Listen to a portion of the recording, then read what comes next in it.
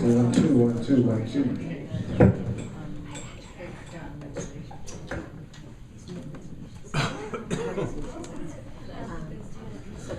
Hello. Tell you, it's always a pleasure to get a chance to hear some sanity. You know what I'm saying? Yeah. Oh. How many of y'all need to hear some sanity? Yes. All right. Help. Okay, well, the first thing you need to do is stop talking to yourself.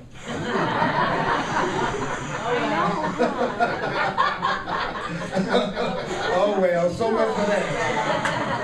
I know. You Got any other suggestions? Well, I got a couple more. I got a few more. Bill, can I latch on to your right? All right. He's doing it right now. Go to sleep.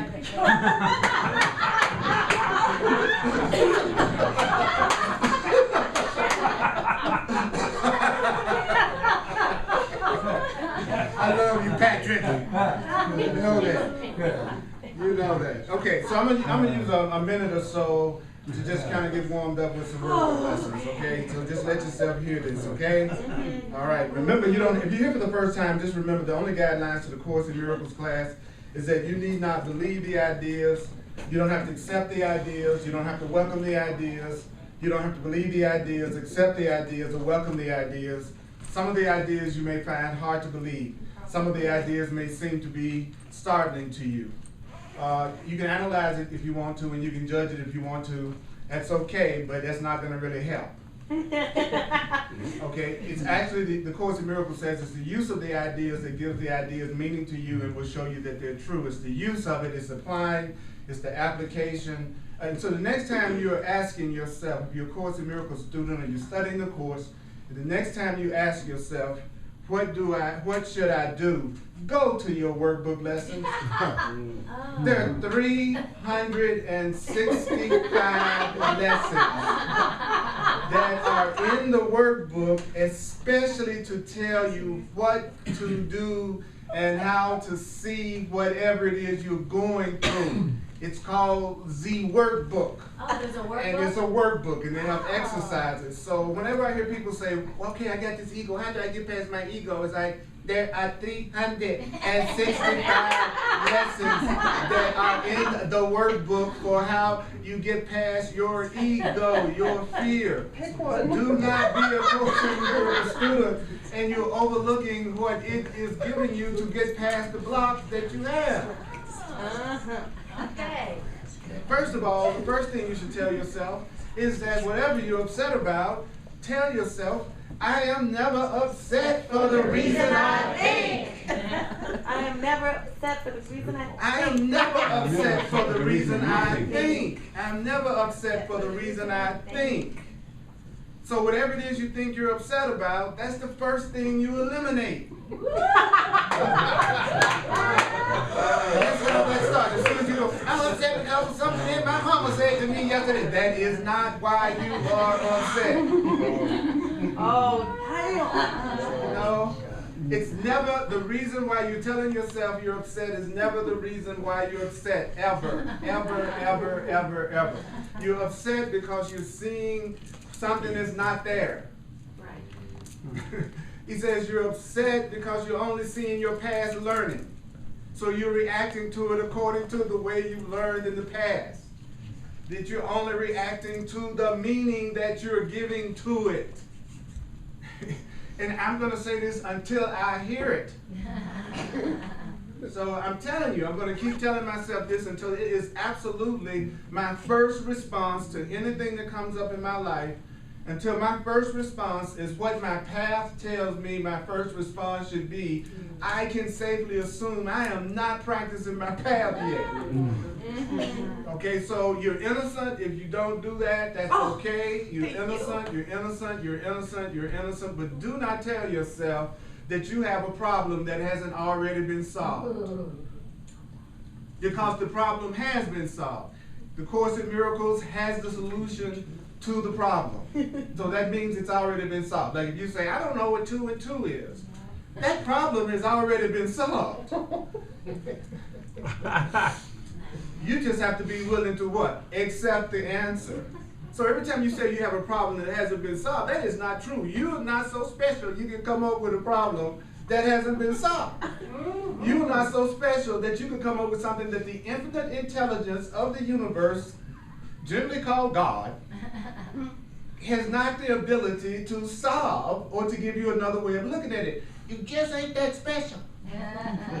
You would really be screwed if you had a problem and God went, oh my God, Earl Purdy. I don't know what to do. What's wrong with that? I don't know what's going on with that boy. You're not that special. You're not that special. All right, so I just wanted to let you know. Are you loved? Yes. Are you perfect and whole and beautiful? Yes. Yes. That's you. Absolutely. Absolutely. Are you immortal? Are you eternal? Yes. Are you innocent? Yes. That's the rumor. That's the rumor. Why don't I know that? It's a very simple reason why I don't know it. Nobody told me that. That's right. When I was growing up. When I come in the house, my mother would say, you're eternal. Now wash up for dinner. Did you hear you were constantly loved? Did you hear you were beautiful? Did you hear you were powerful? Did you hear you were more than a body? Did you hear that you were spirit? Did you hear that you were the light of the world? Oh, no. Did you hear that you were holy? Yeah. Then you heard something else. That's right. And your world is the something else. That's right. What you're perceiving and experiencing is the something else you heard. And then you told yourself it. And then you believed it. And then you joined with other people who believed it. And then you reinforced each other's beliefs in your lack of wholeness and beauty. Your consciousness creates your reality. You believe it, you see it. You believe it, you manifest it. You believe it, it becomes your reality. So you're just seeing the result of the things that you've learned. You're just reacting to what you've learned. And if you learned it, you can unlearn it because the unlearning doesn't take as long as the learning. The undoing doesn't take as long as the doing. And you're not alone. You have infinite help, all kinds of help. Just. You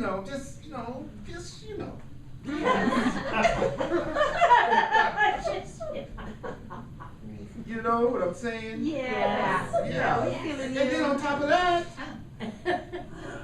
you're juicy and cute. To boot. To boot. On top of all of that, you're cute. You're beautiful. You always have dates if you don't talk.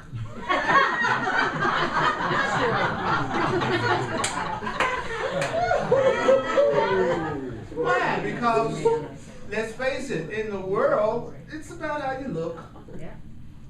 If you look good, you are good. If you're cute, you must be good, you know. If you have money, you're really good. Especially when you get to be married. Yeah. It helps. So imagine how cute I get when I have a lot of money. Adorable. I just get adorable. I'm telling you. So, thank God I believe I'm sustained by the love of God. Because I can't be free if I think that I need somebody else in order to be taken care of. Then I'll be seeking approval rather than being myself. Right. Isn't that right? Good job. So here we go. Just going to take a minute or so.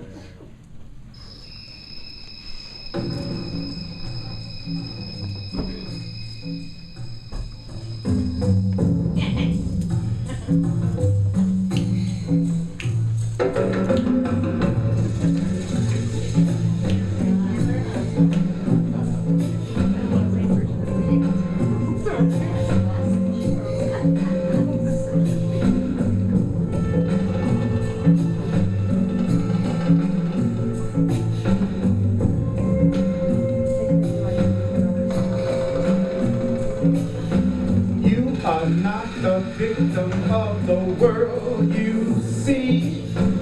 You are not the victim of the world you see. I am not the victim of the world I see. I am not the victim of the world I see. Say what? I am not the victim of the world I see. I am not the victim of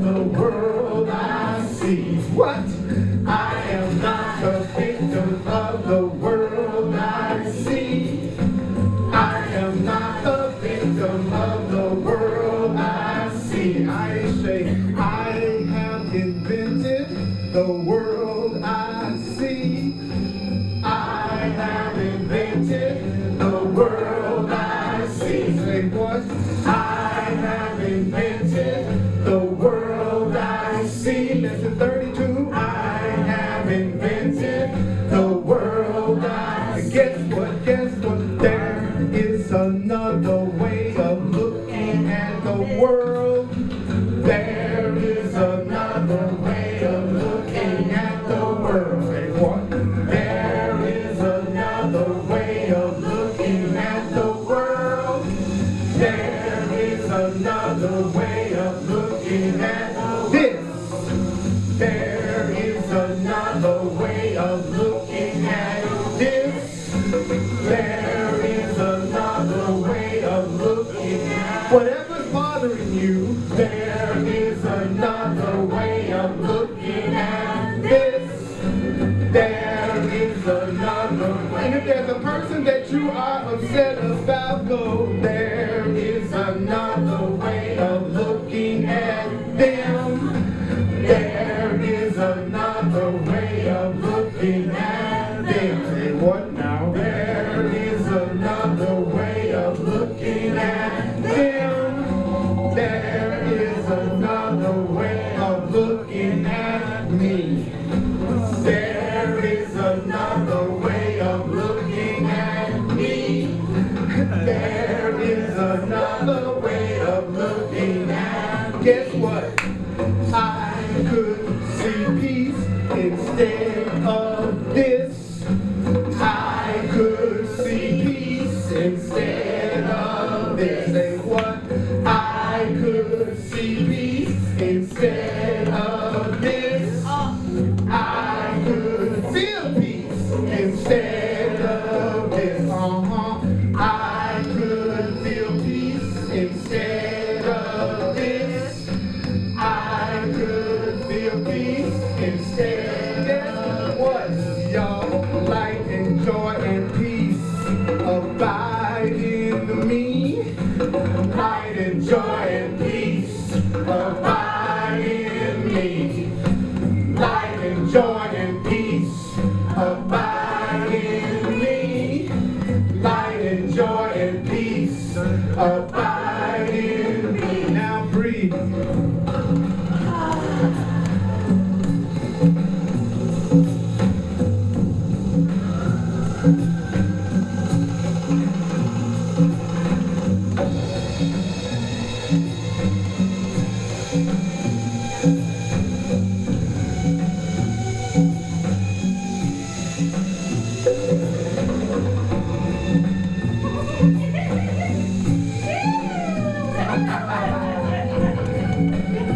There's a live one in the house.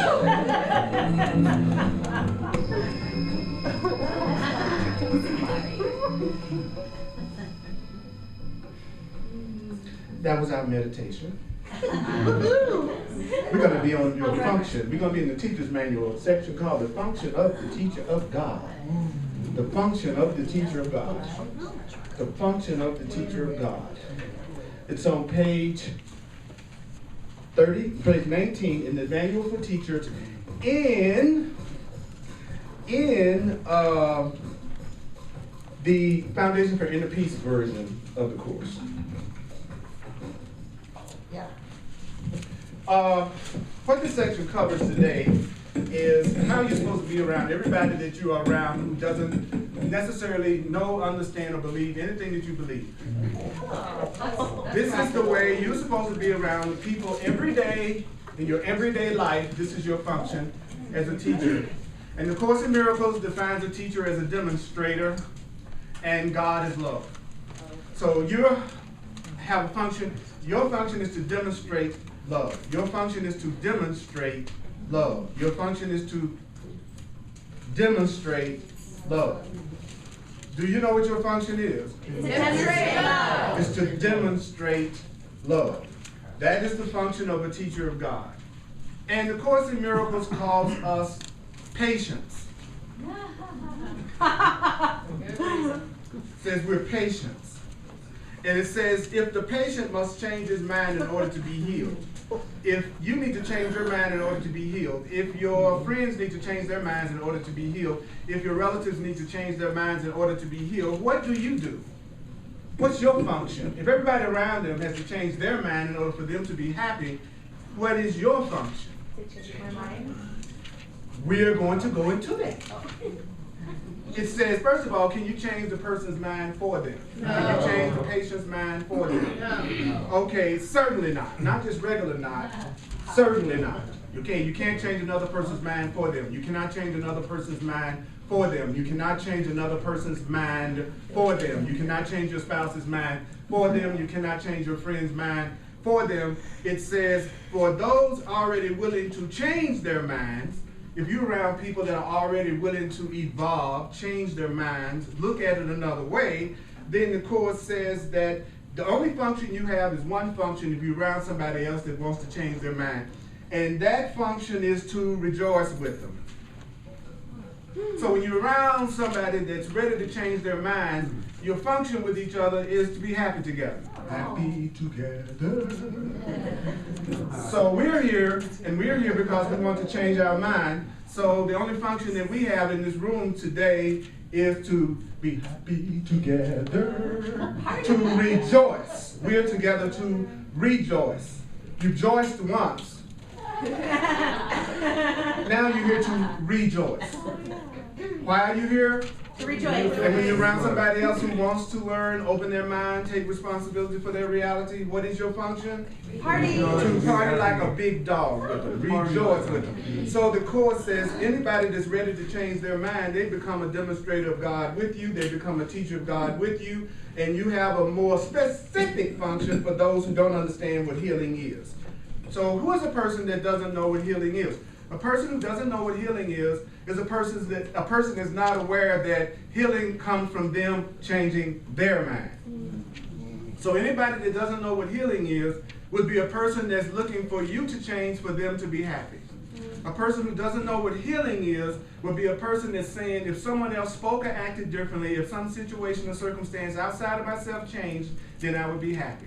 So anyone that doesn't know what healing truly is always somebody looking outside of themselves in order to be happy. So if you are doing that in any area of your life, you don't know what healing is yet. How can you tell if you're doing that? You're upset. And you're telling somebody they need to change in order for you to be happy. You're right. Then it goes on to say, those who don't understand what healing is, these are patients who don't realize they've chosen the sickness or they've chosen their unhappiness. So a person who doesn't know what healing is does not know that they're the one that's choosing their sickness and choosing their unhappiness. Why do you say that? The Course in Miracles says because happiness is a decision you must make. That your happiness will never come from an outside circumstance changing. Your happiness is going to come from your recognizing that you got to make a decision to be peaceful. That it's going to come from a decision. I have to make a decision that I'm going to treat you in a loving way. I have to decide that I'm going to stay sane. I have to decide that I'm going to have a good time today. My happiness is going to come from a decision, not from changing you. So a person who is unhappy is a person who doesn't know they're choosing it. Okay. So then it goes on to say, on the contrary, a person who doesn't know what happiness and healing really is, they believe that the situation, the sickness, whatever it is, has chosen them. So a person who doesn't know what happiness is believes that the thing just happened to them. And that's why they're unhappy, that's why they're broke, that's why they're sad, that's why they're miserable. It's because of your childhood, what happened to you in the past, what you've been through, how people feel about you. If you're a person that does not know what healing is, then you believe that everything is choosing you, happening to you, and you just this little innocent little nice thing, the crappy stuff is always happening to you all the time. So far, how many of you all are patients?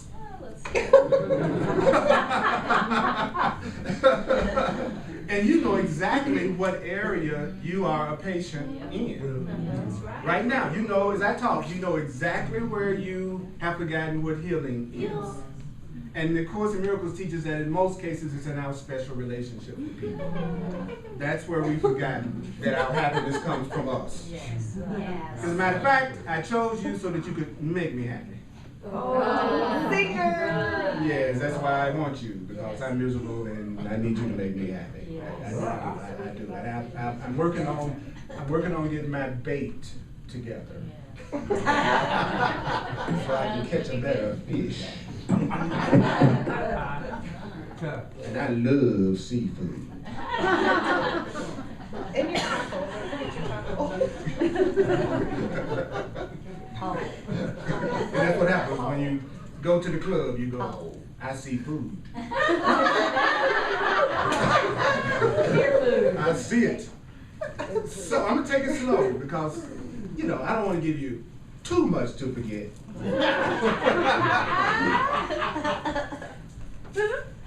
Because all you need is one truth to lead you into all truth.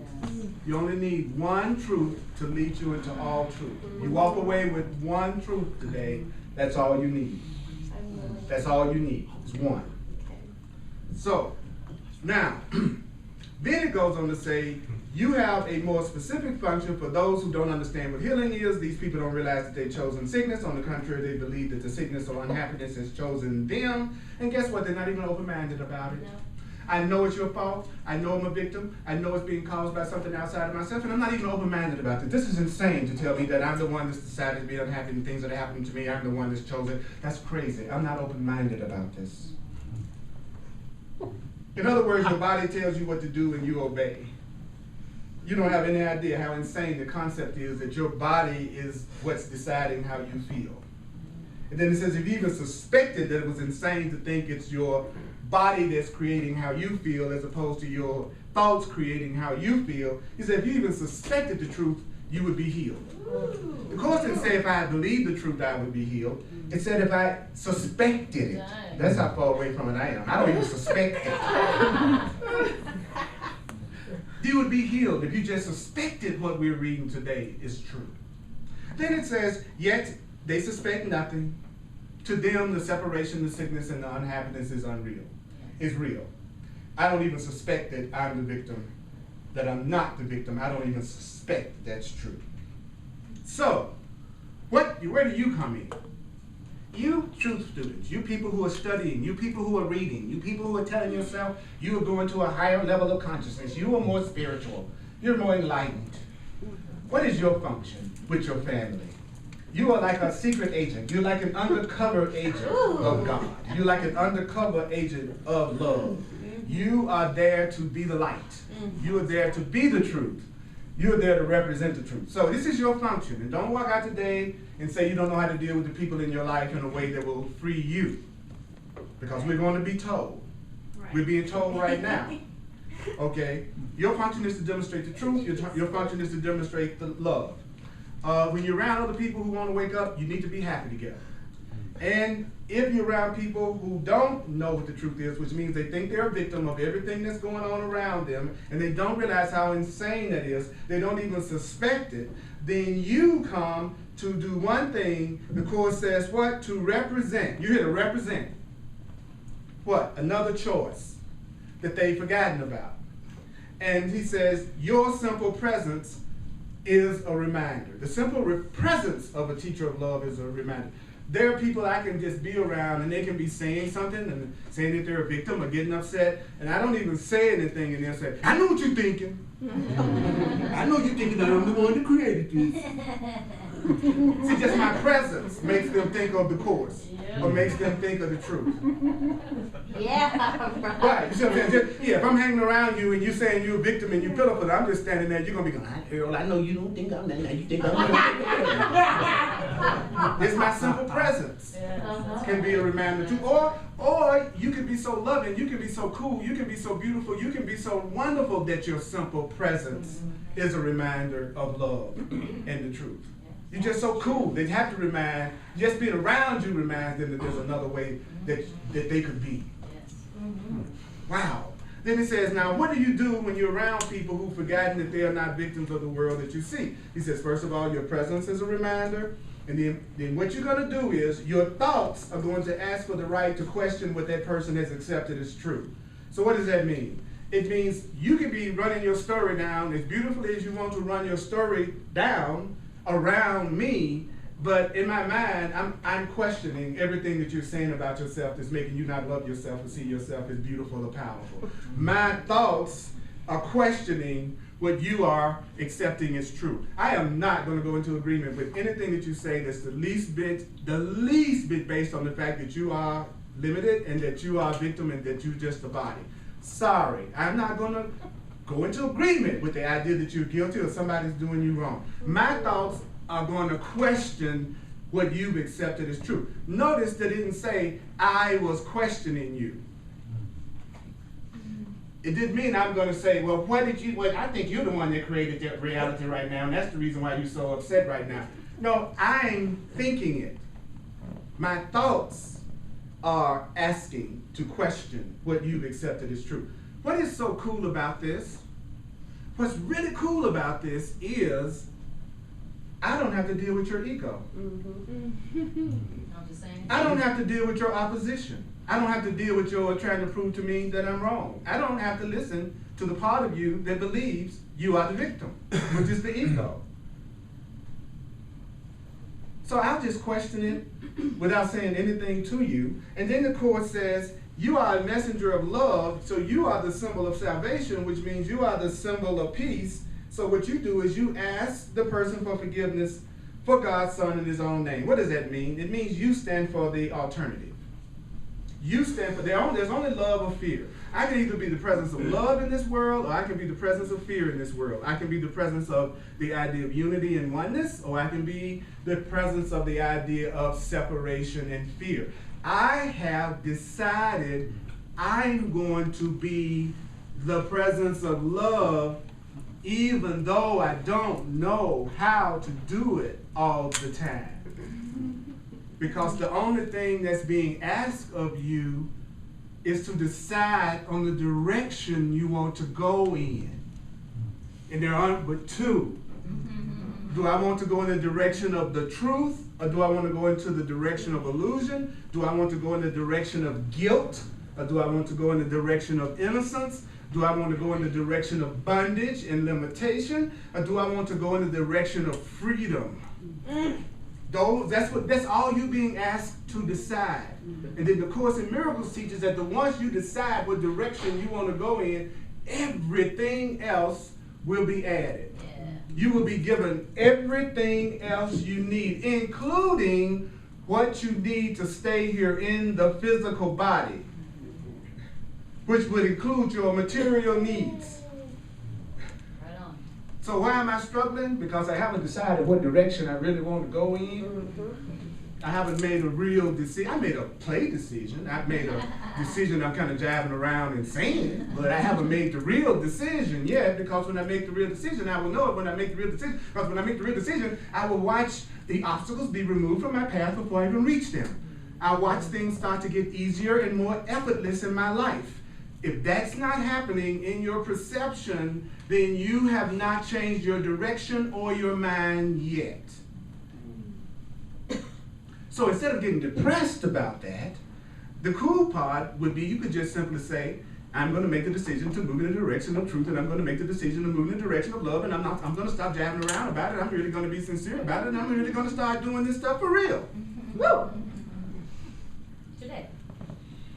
The only time there is. And so the Course says that with the Word of God, or the truth in your mind, you come in benediction. I don't come to heal you. I just come to remind you of the remedy that God has already given you. That's all I'm doing today. Have you noticed? Yes. I'm just reminding you of the remedy that you already have. I didn't come to heal you because I can't. I'm not the healer. Holy Spirit is the healer. God is the healer. Spirit is the healer. You can't heal yourself either, by the way. Only Spirit can heal you, not you.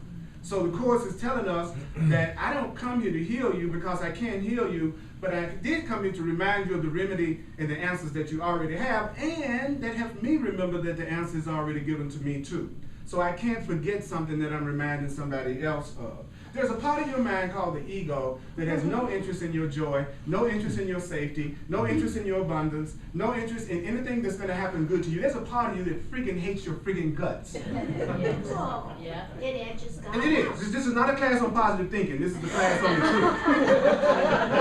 Okay? That's, some of y'all screw yourselves up with positive thinking, because all you do is hide what's really going on under positive thoughts. They don't have anything to do with really taking a look at what's going on inside you. That's right. And how do you know if you're one of these people? The way you know that you're one of these people that you're always a good person that something bad is happening to. If you're one of these people that's always having calamities, even though you're so nice, you're mad as hell, and you don't even know it. Now remember, you don't have to believe anything that I'm saying. You don't have to accept anything that I'm saying. Right? That's important for us to have open communication, is that I'm not trying to convert you and you don't have to agree with me and you don't have to believe it. All I'm asking you to do is listen and buy what you want to buy, don't buy what you don't want to buy, but just because you don't believe something doesn't mean it's not true. Just because you don't accept something that's true doesn't mean it's not true. Now, just because you don't agree with me, that doesn't necessarily mean what I'm saying isn't true. Just because you don't agree with me doesn't mean that what I'm saying is necessarily untrue. Just because you don't agree with me doesn't mean that it's untrue. And just because I don't always agree with you, it doesn't mean what you're saying is not true. So don't think your agreement determines the truth of something. Your agreement does not determine the truth of something. Whether you agree with me does not make what I'm saying untrue. I'm going to say this over and over again because these are mind traps that we have. The mind trap, like I'm the arbiter of what's true. So if I say what Earl says is true, if I agree with him, what he's saying is true. That is not the way it works. See, what we say is true and what we say is not true is based on our past learning, our past experiences, the things that we have experienced since the time we came here. So all of our interpretations and decisions and judgments are based on what we've learned. And what if what you've learned is not true? How can you tell? How do you feel? Are you miserable? Are you unhappy? Do you not feel safe? Do you feel afraid? Do you feel separate? Then that's a good clue that what you've learned isn't true. Wow. Wow, so in order to even move toward true happiness, you have to recognize misery. You have to recognize you're miserable before you get serious about being happy. The people who don't get serious about being happy are the ones that don't even admit that they're unhappy. Because that's not positive. Oh. See, that's not positive. How you feeling today? Well, I feel like killing everybody. Truth to them isn't going to say that. They're going to say, fine. How you doing? Fine. How's everything going? Fine. And you were crying your eyes out in the car before you walked in the room. There's nothing wrong with admitting you're not happy. It doesn't make you bad. It doesn't mean that you're hopeless. It just means you're telling the truth about the things you're telling yourself and you want to hear something different. And you want to know something different. It's hard to have a person get to California that's not willing to admit they're in Denver. It's hard to get you to the point that you're going to be joyful if you're not willing to admit you're freaking miserable about some areas of your life, and some areas of your life you feel really good about. And those areas that you feel really good about are usually areas that it looks like everybody's acting out your script, which isn't real happiness. Because as soon as they don't, you're unhappy. Oh. Right, that's how you know it's not real. Oh. Because it can change in a second. Every time I find myself telling myself, oh my God, if somebody just loved me more, if somebody gave me more attention, if somebody cared about me, who can I get with today so I can have a lot of fun? I realize over and over again, all I'm doing is using the fear plan, using the ego plan. I'm still making my joy dependent on something outside of myself doing it for me. Instead of realizing when I make myself happy, when I get in touch with the joy within me, it's reflected back to me through my physical environment, and all of a sudden I'm surrounded by people who seem to be offering me joy. So anything you want out there, do it in yourself first. Do it to you first. Do it to you first. You always get lucky with yourself.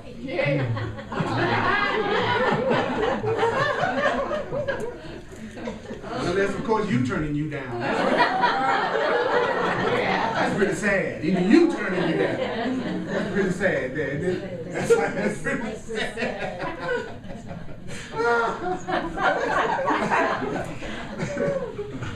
And so the Course in Miracles says, it's not your voice that speaks the word of God. You're merely giving what's being given you. That's what I'm doing. I'm giving to you what's being given me, right? I didn't make this up. I'm giving it to you. Then it goes on and says, very gently I call to my brothers to turn away from death. I say to you basically, behold, you child of God. I want you to look at what life can offer you. I want you to look at what love can offer you. I want you to look at what joy can offer you. Would you choose your sickness, your unhappy, the crap you're going through in place of this? I want to ask you to look at what your life could really be offering you. And do you want to keep choosing sickness and fear in place of that? Look at what you could be experiencing. And do you really want to keep experiencing? And I don't want you to think about the areas that you think are going great right now. This class is for getting you past the parts that you don't feel good about. So if you're one of these people that's going, well, I don't really have any real issues right now, everything's going great, well, fine. But those of you who know you got some, stuff that you know you want to be changed, get real with me today and use this class as an opportunity to focus in on that. All right? Okay, because you know there's some areas that you don't feel complete peace in right now, and there's nothing wrong with admitting it so it can be changed. Yeah.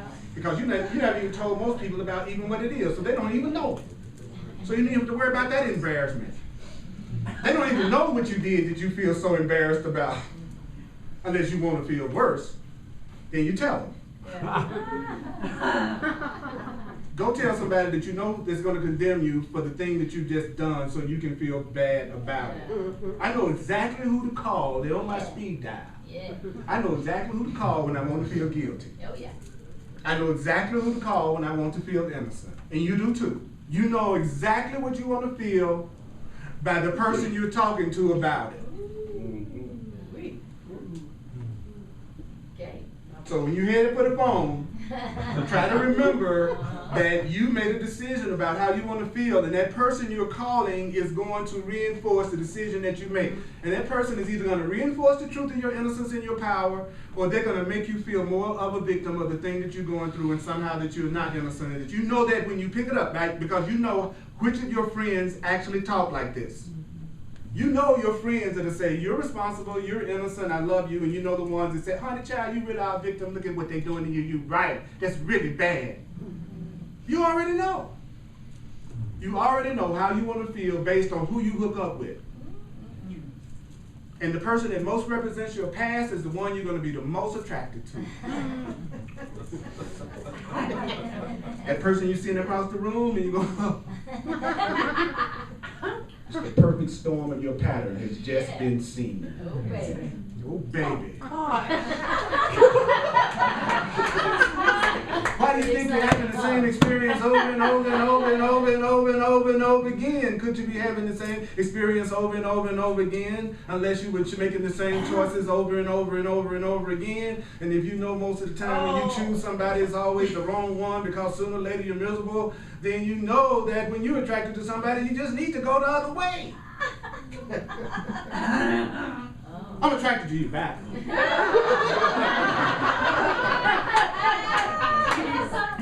Wow, that'd be different. That'd be totally different.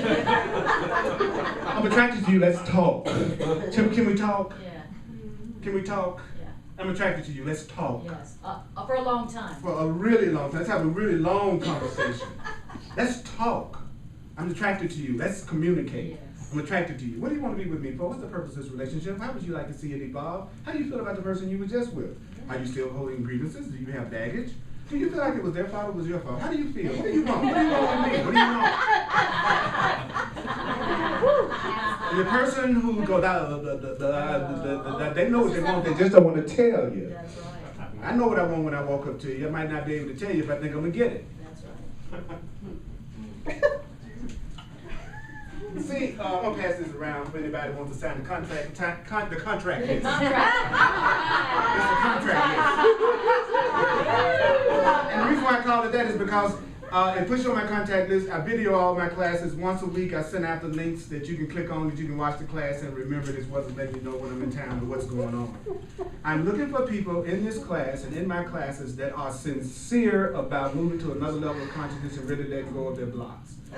Not looking for people who are looking for temporary fixes until they do the next thing over and over again, and then they have the pain again, and then they just want a quick fix until the next time they have pain again, and then they go through the quick fix. And then I want to meet the people who want to love themselves and know the truth about themselves and wake up to who they are and really have the kind of life they really deserve to have. That's what I'm asking for. Yeah. That's what I'm asking for. That's what I want in all of my relationships, because I found out I can have fun with people who got sense. Yeah. I can dance with people who got sense. I can go on trips with people. So they're not mutually exclusive. You don't have to be with somebody totally unconscious to have fun. No, right. You can have both of them together. Somebody that's Even really more juicy so. and sweet and beautiful and wonderful, and you all are reminding each other the truth. But your ego is going to say, the true people are dull. That's because you've been dull. And so you think everybody like you is okay. You know, if you have no joy, if you go to true classes and everybody acts like they got 10 tons of bricks in their butt and they don't like themselves to have any fun, then you're going to associate spiritual truth with what you learned in church and what you grew up around and what you are experiencing here. That's the biggest challenge to us having fun every Sunday when we get together, is that you think you're in the church, you think you're doing something spiritual, and so it completely plugs into that old programming you have about letting yourself be a reverend and having a good time. Yeah. And so we get the idea that somehow or another being spiritual means that you got to be quiet and boring and dull. Now, there are plenty of people like that on the spiritual path, and you really can join them as much as you like. That's not what I want, so that's not how I act. I try not to put out what I don't want to receive. I try to be the kind of teacher I would love to go listen to, which might not be the kind of teacher you would love to go listen to. But I'm definitely the kind of teacher I'd love to go listen to. Yeah. And you too, right?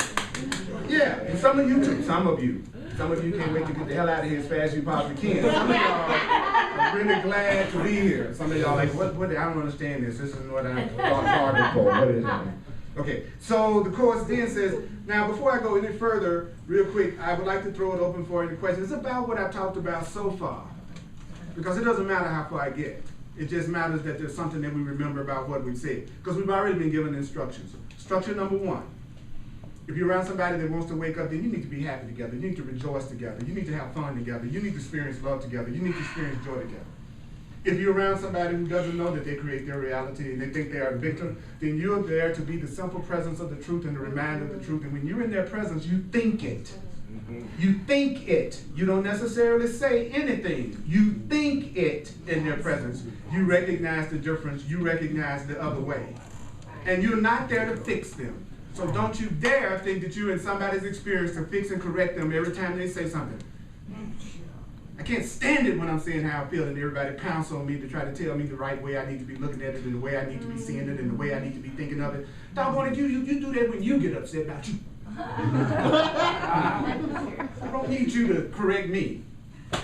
It's easy for you to be spiritual about this hell I'm going through. Yeah. But I don't see you be so calm when it's your stuff. Oh, when you're going through your stuff, then they say, oh, that's just an illusion. How are you having any problem dealing with it? You know that's not real.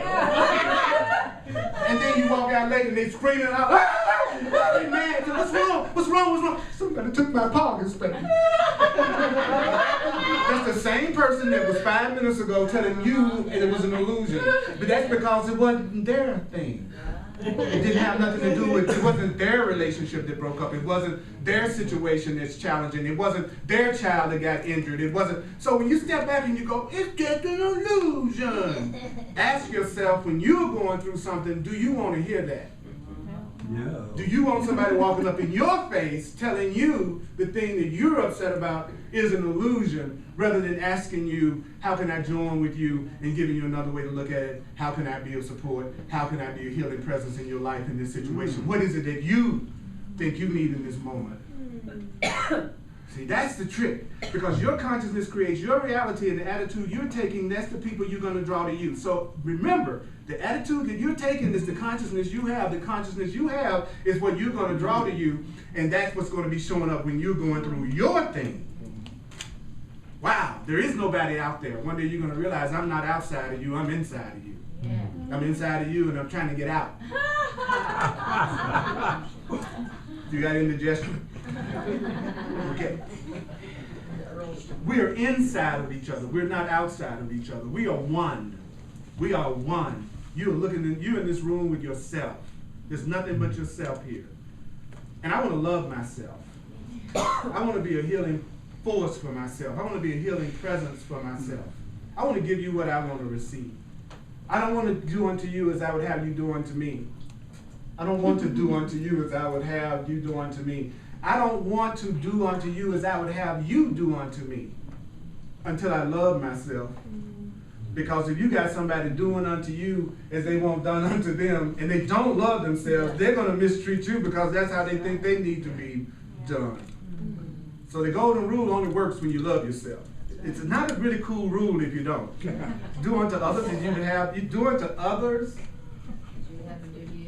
as you would have them do to you, and you don't love you, then you're going to do unto others in ways that's going to have them attack you because you don't love you. And I'm telling you, you're loving and you're loved and you're lovable forever. You're loved, you're loving, and you're lovable forever. You're loved and you're loving and you're lovable forever. You're lovable forever. You're loved forever. You are loved. It doesn't have anything to do with whether or not you believe it. You're still loved. You're still loved. I still see you as powerful. I still see you as beautiful. I still see you as strong. No matter what you think about yourself. That's what you want. You want to be someone who never forgets who you are, even when you forget who you are. That's a holy relationship. That's a real relationship. That's the kind of relationship that you want. I don't need anybody to take care of me. I don't need you for security. I don't need you to make me feel good about myself. I don't have anything I want to get from you. I used to have a really big get nature, a big drive to get. It was called appetites. Appetites, they're just getting mechanisms. They're just things that we come up with to reinforce the idea that we're bodies. You know, I got this getting, I got this get, I got this need, I got this get I need to get from you. Love waits on welcome, not on time. I want what's irresistible to me. I don't want what can resist me. I want what's irresistible to me, and I'm irresistible to it. And the further you go on your spiritual path, your path should become more and more irresistible to you. It should be like, oh boy, I love this path. This path is moving me towards something I love more and more and more and more and more. So if anybody's resisting me, that's my clue. I need to turn and go the other way. If I move towards you and you move away, I'm going to move away too. Because I know you're not good for me in this instant. You're not seeing me correctly. I'm not seeing you correctly. There's some fear between us. There's some separation between us. And so therefore, I don't even want to put up all that effort. I don't want to climb your wall. I don't want to bust through your barriers. There's too much love in the world for me to spend my day trying to convince somebody that I'm trustworthy and they can love me and I'm okay to be loved. Because if I don't need anything from you, you can't hurt me anyway. Right on. Vulnerability. If I'm really giving to you from my heart, you can't manipulate me through anything that I give you. Yeah. Because I got the enjoyment and the pleasure out of sharing it with you and giving it to you. I've already won. Yeah. So I don't care about what people do with my gifts. I don't care what their motivation is. All I care about is what's mine. Because that's what I'm going to meet. And that's the meaning of the encounter. So I got issues. And I want to get past my issues. I want to get past every block that keeps me from loving you, every block that keeps me from seeing your spiritual power and who you really are. That's the only reason why I'm standing up here. I'm not worried about anything else because everything else is going to be given because I have decided on the direction I want to go, and I want to join with other people who've decided that they want to go in the same direction, and it is their spiritual awareness is the center of their experience and not one of the things on the periphery of all the other things that they want to do. That's the difference between your spiritual practice being the center of your being and it just being one of the many hobbies and things that you do during the week. Totally different, totally different, totally different, totally different. And you can tell when it's become the center because when it's become the center, things will become easier, more loving, more flowing, and you'll become happier and more peaceful and you'll feel safer and you'll feel like you're not alone, especially. So when you're around your friends and you're around your relatives, your job is to remember who they are, even though they have forgotten. That's your function. And if you fulfill that function, if you become a beholder activist,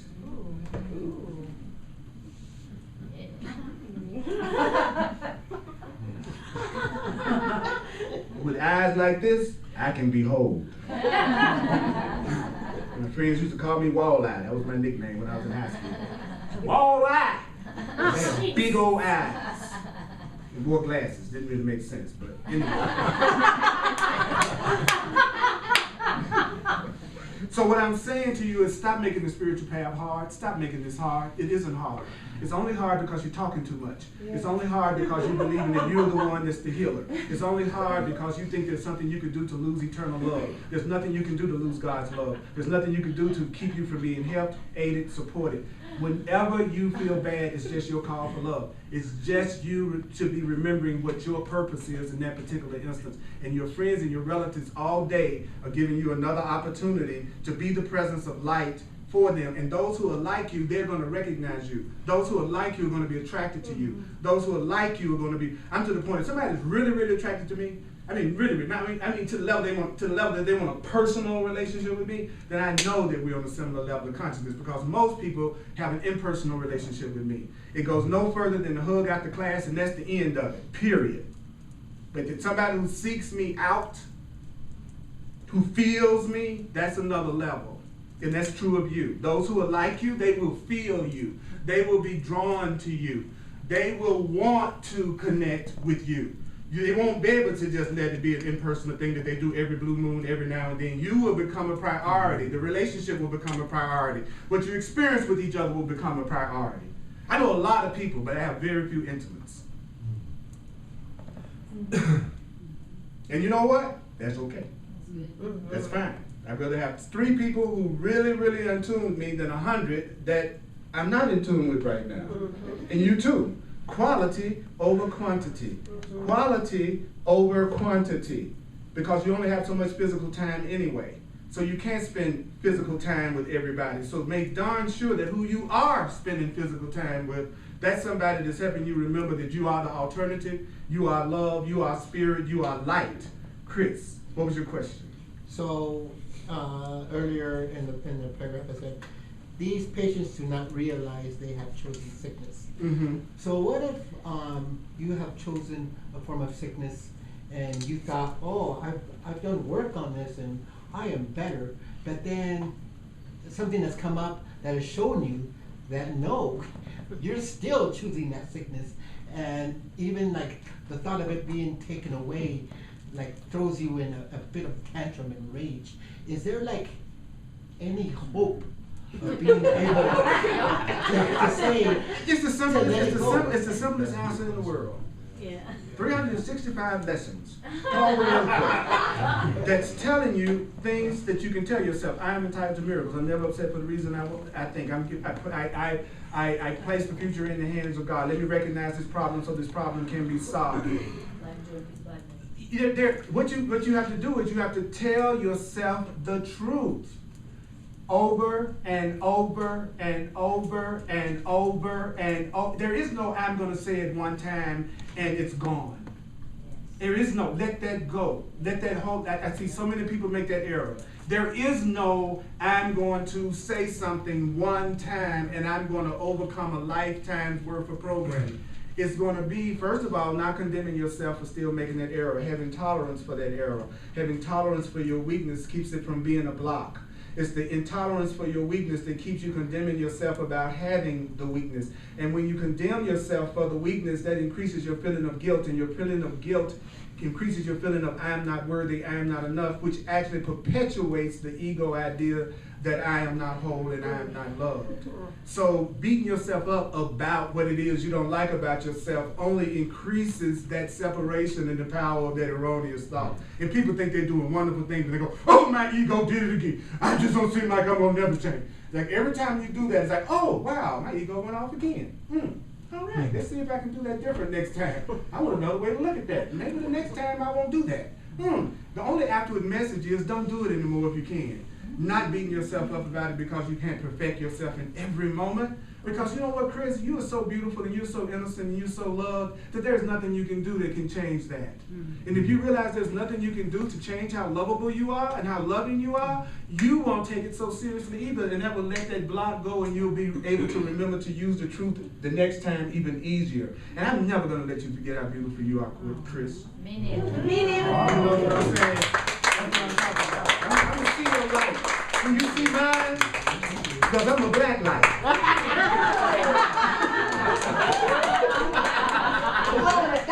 Would you acknowledge yourself for listening to the Black Man rant for another hour? My God, it's such a trip. All right, so let's do the financial expression of appreciation. I really thank you for sharing with me. I'm a full-time teacher of the Course in Miracles, and what you share with me is greatly appreciated. It helps those who need to eat. It just happens to be me. Oh, well, that's okay. That's okay. Also, those of you watching online, if you'd like to make a financial expression of appreciation, please go to my website, earlpurdy.com. And you can do that on my website. And I am available for one-on-one sessions where I show you how you can apply these things to the situations that you are going through so that you can get past that block. They're amazing. They're absolutely incredible. If you've been thinking about it, do it. Take the leap for yourself. And they're recorded, so it's like you get a session over and over and over again because I learn something every time I listen to it. Thank you. That's the truth. That's the truth. So, if it looks like you've had a session and it hasn't worked, it just means you haven't done what I said. That's all. And then what I'm saying is, see, I've spent 35 years studying the Course in Miracles. So when you bring up your issue, I know what Positive Course in Miracles applies directly to what you're talking about. I've done it for you. So I'm not saying I'm healing you. What I'm saying is we can go to the parts that deal specifically with whatever it is that you are dealing with. And those who are open to it, who are actually open-minded, and also an intuitive, and also have awareness of how to use astrology and numerology as a tool of self-realization. So I also bring that into the session if a person is open to it. So there's help available if you're interested in using it. It's there. It's there. But you know what's so cool about the universe? Yeah, they totally let you take your time and do it whenever you get ready to do it. And just have a good time in the meantime. It's fine. Did you know that this movie has already turned out fine and you lived happily ever after? Yeah, you're just seeing what you went through to get there. Yeah, you've already succeeded. The Course in Miracles says you already succeeded. How could you not succeed if the infinite is the one that's behind the whole plan? There's no way you could possibly not experience the joy and the happiness that you're divine right. Yeah, baby. I'm telling you. So if you tell yourself that, it'll make you patient about the situations and circumstances that you're going through right now. All right, so take a breath, please.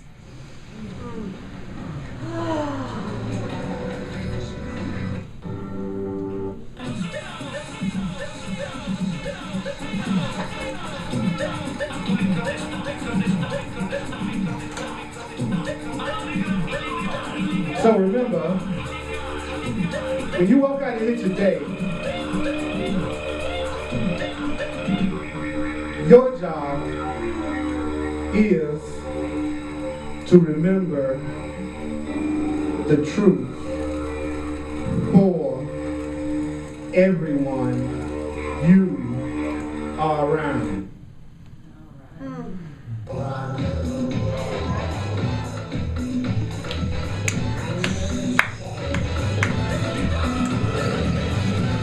How do you do that? I'll tell you how. And also, I want to invite you to go to my great friend Anna Katawa's Course in Miracles class on Monday night. She's a fantastic Course in Miracles facilitator. I love this Anna. Lord have mercy. So when you're around other people who want to change their minds, like us, we're supposed to be joyful together. That's why we should be joyful together. And when you are around your relatives and friends, you represent the alternative. You represent the alternative. You represent the alternative. You represent the alternative. And come to my class on Tuesday night and check out the way of mastery. You got a lot of support, and we have a fantastic group of people, and you have a lot of support. You rest in love. You rest in love. It's time to rest in love. Decide on the direction that you want to go. Decide upon the direction that you want to go. And tell yourself, I am sustained by the love of God. I am sustained by the love of God. I am sustained by the love of God. I am sustained by the love of God. I am sustained by the love of God.